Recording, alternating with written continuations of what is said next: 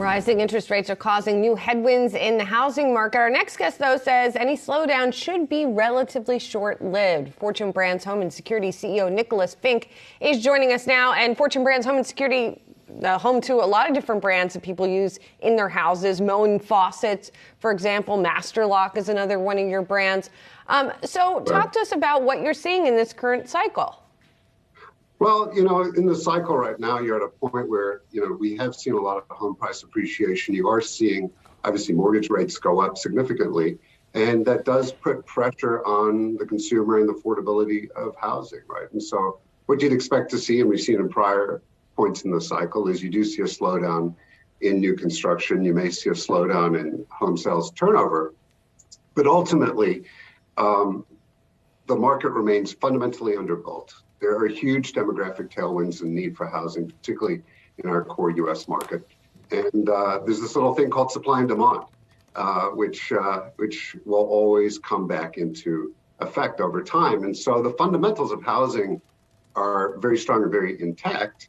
There is a period of softness that we expect to see as consumers, buyers and sellers adjust to this affordability, pricing in the market, interest rates.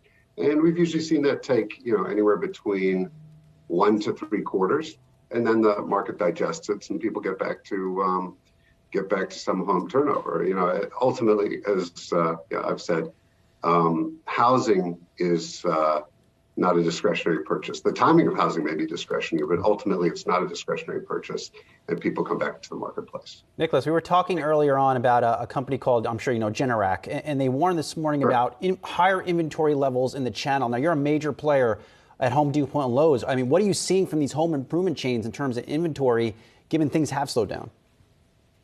Right. Well, they do an excellent job managing inventory, managing working capital, and we work very closely with them. Now, one of the hallmarks of our business is, in addition to really managing our brands and innovation really, really well, we do manage our channel and our service to the channel really well. So if you look back at, how we performed through the whole COVID period, you would have seen that we were able to serve at superior levels. We were able to gain market share as a consequence. And so, we've been back in the market, I would say, serving customers really well. And as a consequence, we've seen inventories right size over the period. And we've talked about that previously. And so, there's certainly dollar inventory is higher as pricing and inflation has impacted the cost of inventory. But I think in a lot of our major customers, that is kind of equalizing over time as service levels come back into line. I mean, at the end of the day, it's still going to come down to where we're seeing more of the DIY projects that perhaps move forward from this point. If people are getting into some of the used or not used, but existing homes out there on the market. And so as you're kind of tracking both the health of real estate more broadly, as well as how that correlates to your business, what are your expectations going into next year where there's already been a slowdown in housing? Right. Well, you come back to that fundamental, right? The consumer over time is going to need housing. The U.S. market's hugely underbuilt. And so over time, we're going to have to add more homes into the marketplace. So, that's a fact. I think we'll see a slowdown in new construction. You saw some of that in today's data, although to put it in context, single family new construction is now at 2019 levels, and multifamily is still well above. That's on today's data, right? And so kind of returning to pre-COVID levels. But you have a lot of consumers that are in homes with, the majority of mortgages are below 4%. Those homes need renovation. And, even today we're seeing consumer interest. For example, we look at Google search data, 25, 35% above pre-COVID levels. And so people are really interested in the home. They're really interested in that space. And so we expect that to carry through. Now, you may again see a period of softness around some uncertainty. I think as we get into 2023, that's a fair expectation. We pride ourselves in being able to manage those and actually turn them into opportunity to gain more share and really delight the consumers and meet the consumers where they are with our brands. But, over the medium term to long term, we expect both from the R&R perspective as well as new construction consumers to come right back in and be supporting the tremendous equity that they have in their homes today. And Nicholas, when it comes to your business, how much is split between going directly into the retail channels to how much ends up in professional hands, and kind of how does that ebb and flow with the housing market?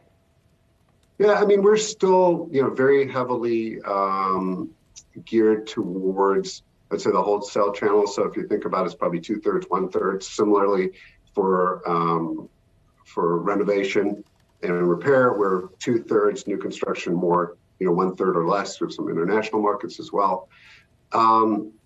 And so that is very much the gearing of the portfolio. And, there's a little bit of ebb and flow, I think, depending on times, where products sit, where inventory sit. You saw some of that during the pandemic. I mean, as the big retailers opened up, people really went in there looking for product that had inventory they were able to service the channel.